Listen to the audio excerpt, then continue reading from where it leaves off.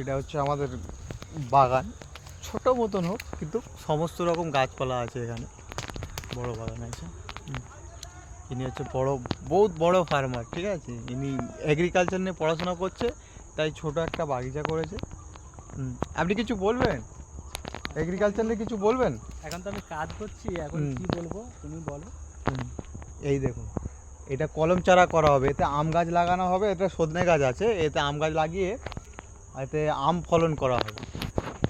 আমাদের গ্রামের ভিউ এই দেখো, আমরা চাষ করেছি। এটা বেগুন গাছ আছে, এটা সুপারি গাছ আছে, এটা পেঁপে গাছ আছে, এটা টমেটো গাছ আছে।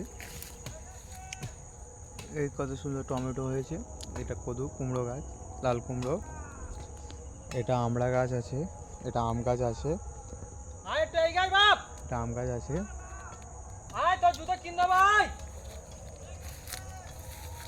ইনি হচ্ছে বড় চাষি।